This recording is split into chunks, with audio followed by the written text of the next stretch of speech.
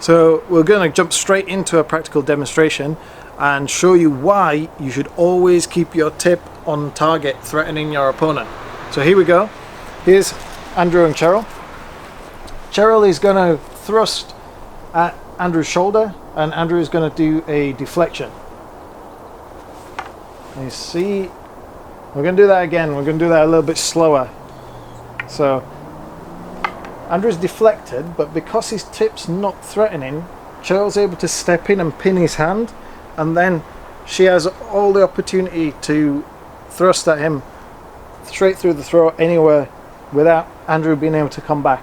Okay? We'll just show that once more, a little bit quicker this time.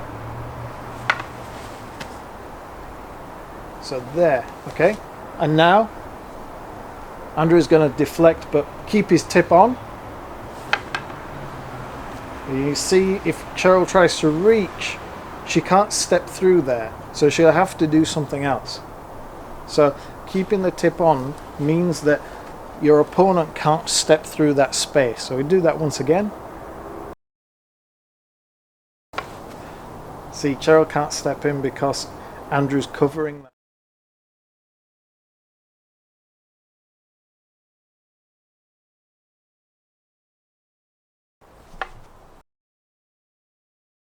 Paul's top tip: keep your tip on. Okay, here's a little bit of bonus material for you. I'm gonna step in. I'm gonna show you a few common mistakes that people make by not keeping their tip on. All right, so with Andrew here, Andrew's gonna thrust at me, and as he thrusts, I've taken my tip across to deflect him, but now before I can do anything, he's got all the opportunity to come back at me. Okay, now if I do that again, but keep the tip on, if he tries to come in, then I thrust it. So that's going across from the inside to the outside. The same thing can be said if I go this way from outside to inside. He can just step through because there's nothing stopping him from stepping through. If you do that again, he just steps straight through that space. There's nothing there. If I go here and he tries to step in, I'm covering him. Okay.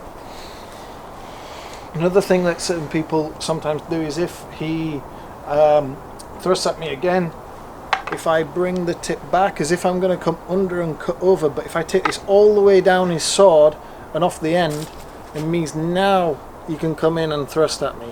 Whereas if I come here and come round, the tip has to go off slightly as I rotate, but I don't bring this back allowing him to swing through. I cover, swing through to cut immediately. Okay, so there's a couple of common mistakes: pushing across, taking the tip away. Another thing is that when you get into this kind of rolling sticky sword movement, if Andrew tries to use some sticky sword on me, as soon as his tip comes off, I can thrust at him. As soon as his tip comes off, you see I can step down his sword. Yeah? So as soon as his tip is pushing away to try and take my tip away, I can step down. So quite often what you want to do really is deflect and in. So keep the tip on as soon as possible. Sometimes you have to take off slightly here to deflect because I'm using a beat. So here, that's just off. So immediately I come back onto center.